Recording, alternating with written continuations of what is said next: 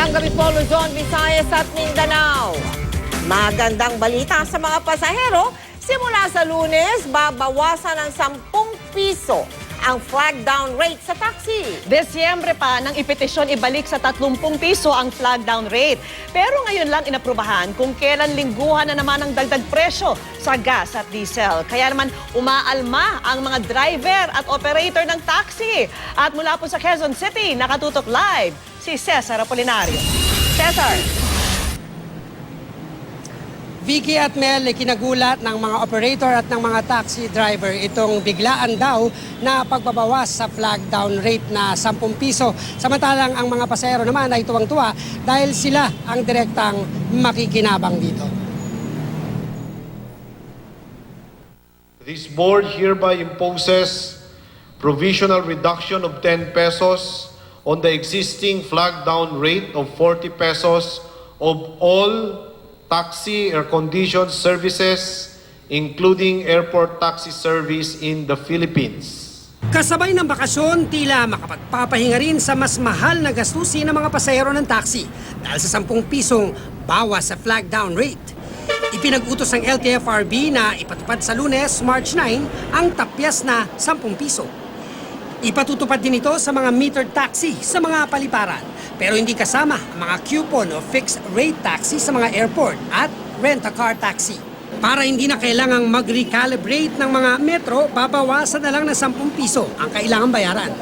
Halimbawa, kung pumatak sa 100 ng metro sa sinakyang taxi, 90 na lang ang babayaran. Malaki na ang ibinaba ng diesel, ng gasoline at diesel. Ang mga ganitong presyo sa ngayon ay mananatili until sa end of 2015. Malaking bagay naman daw ito sa mga pasahero. Malaking tulong sa sumasakayan sa taxi. Kaso nga lang, bawas din sa kanilang kita. Oo, yung mga taxi. Nabawasan nga siya, natuloy siya.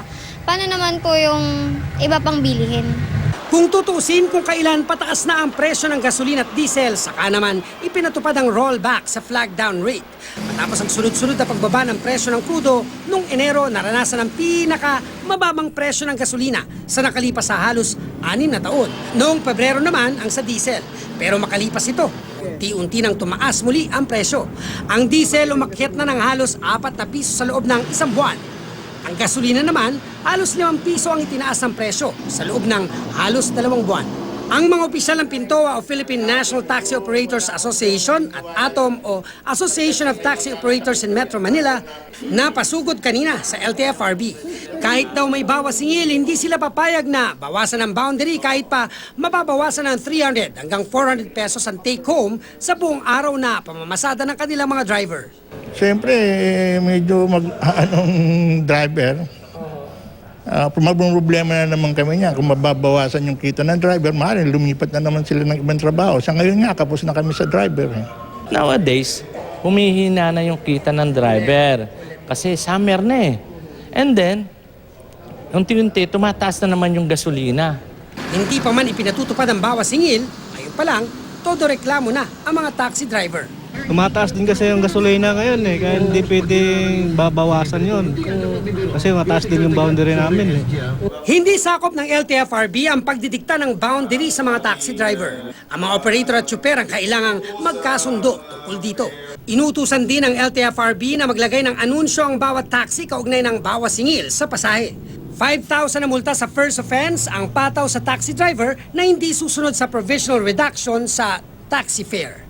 Ipagbigay alam po lang sa amin at talagang yung mayroon na po tayo ng mga authorized list ng mga drivers at may mga IDs po sila. So makakarating po sa amin yan.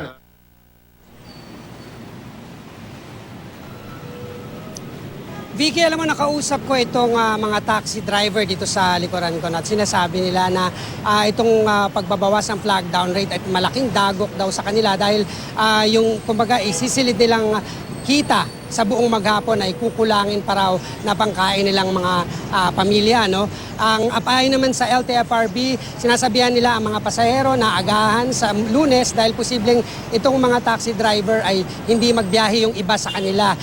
Yung iba sa kanila naman, kung hindi maglalagay ng anunsyo, ay kailangan igiit pa rin ng mga pasahero yung bawas singil na 10 pesos. Kailangan nilang sabihin yan sa taxi driver kung makakalimutan daw. Vicky?